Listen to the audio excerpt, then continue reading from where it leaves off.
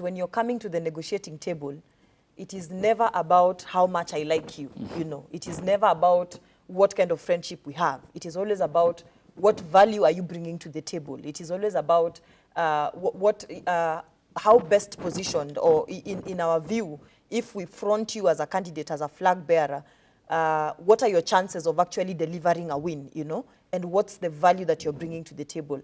And I think I would understand why the ANC side of Oka is coming with that kind of confidence, saying that, you know, we think, or we are confident that Musalia Mudavadi should be the flag bearer for the Oka side of things. Because you look at the positioning and how he has played his politics after the announcement of Oka, then you would see someone who knew that along, you know, there would come a time when they would get to the negotiating table, and the question would be, what value are you bringing to the table? The question would be, what is the perception out there? And remember, after Oka was formed, yeah, I'm just trying to make a case for why I think ANC perceives that, you know, maybe Musalia Mudavadi is properly positioned to lead the coalition. When you look at when Oka was formed, of all the partners within that coalition, he seems to be the only one who went out and now started, you know, positioning himself as a presidential candidate. Went out and started holding meetings, regional meetings across. And that, of course, gives them that confidence that, you know, they think he should bear the flag. And I think that also goes to answer the question that you have just asked, that, you know, of what importance is it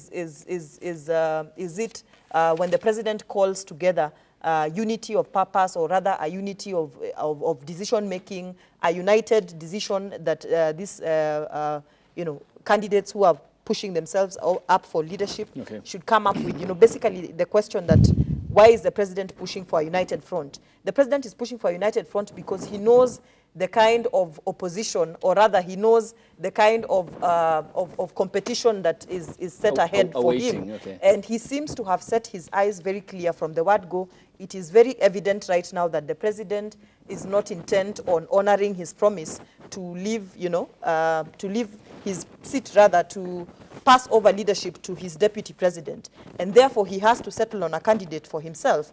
And if he's settling on a candidate for himself, remember, part of the president's legacy, or any other president's legacy, is always, people always watch closely, how do you exit office? People always want to watch closely, what kind of decisions did you make towards your last days, you know, of being in office? What, the people that you fronted up for leadership, how well did they perform? It also goes down in your, you know, it goes down in your part of your history in terms of how well you performed when you were leaving office. People always watch closely to see how best did you perform, you know. Part of that, the indicators that people measure is the person that you fronted for leadership after when you were leaving. How well did they perform, you know?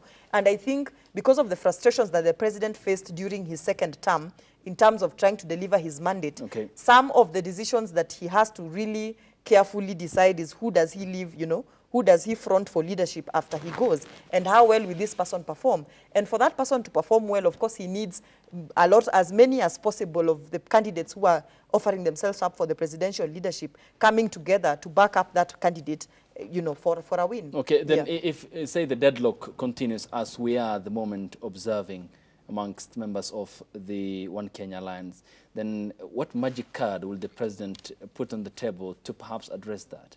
I think the magic card would be the president pretty much just addressing the interest that these people have. At the end of the day, there is usually the common goal that we have as a coalition, and then there is the individual goal, you know, in the individual interest that I have as an individual. And when it comes to when the end comes to the end, we have pursued all manner of negotiation channels. We have tried to come up with all, you know, types of discussions to the table, and nothing seems to be working. Sometimes the best card to pull out is to just ask these people individually, what exactly do you want, you know? And if the president can be able to convince them that, you know, I will deliver what you want as an individual, I will offer you this, you know, and it might come to a point where some of them will actually just bend to the conversation and say, you know what, if I assess my chances of winning an election versus the kind of offer I am being given on this end, then I might actually opt to go for this offer as opposed to pursuing my interest to vie for the presidency, knowing very well that my chances of winning are slimmer, you know? Yeah. At the end of the day, I think There's what you will be pushing. There's the perception that you create out there to your followers. You give them the hope that, you know, we are going to win this, you know, let's keep moving forward. I remember yesterday I had a conversation with someone and he was telling me how in 2017, you know, when Raila Odinga was telling them that, you know, nyinyi endeni mupige kura, muniachie. The rest of it, leave it to me. And the guy was saying, what people are not realizing is that at that particular point, Raila Odinga has probably received a phone call telling him, you know, let me tell you, you are not getting this seat. So by the time he's telling you, let me handle the rest on my end, he already knows that he has not won the seat, and he's just trying to manage your expectations. So there's that public perception that you will create out there to your followers, that, you know, we are going to this race till the end. But then in the back room where the negotiations take place, it usually boils down to what are my individual interests. If someone offers me, tells me, if today the president sits me down, I'm one of the partners, or rather one of the top contenders for the seat, and I'm assessing my chances of winning, and I foresee myself, you know, coming at a third position or a second position, or even a fourth position, and I'm given another offer that tells me, you know, Ruth, set aside your political ambitions, and then we will offer you 3 cabinet secretary positions. My friend, you will set them aside and take the 3 cabinet secretary positions. Often, as a professor says here on the broadcast, the tool of trade in politics is interest. Okay, Simon, how then will this opposition say, methodologically, I mean, in terms of method, I mean, hypothetically, by February, if this continues, how would they arrive at a presidential flag bearer or a candidate for the coalition? Yeah, good question, Ayub. And just before I even answer how we are hoping as OCA to arrive at an agreed presidential candidate, listening attentively to Professor here, you can tell that he's a very seasoned political analyst. If you listen to him, the way he's analyzing things, the way he can forecast. As a matter of fact, I'm very impressed that at some point, he says when we move towards the D-Day, that is August next year, we should expect new things happening, quote unquote him. The only thing is he didn't unpack what these new things are. So I want to help him. I want to help him what these new things are as we are approaching towards 2022. When this day will be nearing, the so-called new things will be the following, Professor. You will see massive movement of political parties towards OCA.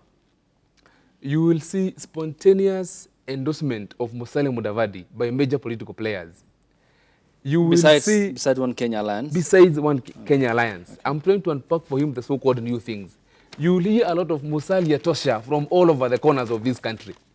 So for me, that is what we are looking forward to. Because politics, as has been defined, is about interest, yes, but also Kenyans are not fools. Kenyans are very, very exposed people, very informed people.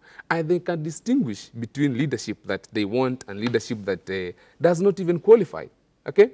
So when you ask how One Kenya will arrive at a single candidate, that is why we have a technical team in Naivasha, as we are talking, selected from serious political representations from all the parties. And we have parameters. We are looking at the SWOT analysis of each of our candidates, okay? And we are saying, if it's Kalonzo, what are your strengths? What are your weaknesses? What are your advantages? The same thing with Musalia and the rest. But when you look at it, even without laboring a lot, you can tell it's almost obvious who would be the preferred presidential candidate. In this case, who? In this case, my brother, OCA is looking to form the next government. Okay. In this case, who do you think will be the... I'm coming there. Okay. Okay? They are looking for a candidate that they can sell to Kenyans, a candidate that Kenyans will embrace, a candidate that represents hopes and aspirations of our people. Okay. In this case? And when you listen to Professor, when you listen to my sister here, okay, everything that they're trying to describe is actually coming down to one man. Okay. Musalia Mudavadi. Okay.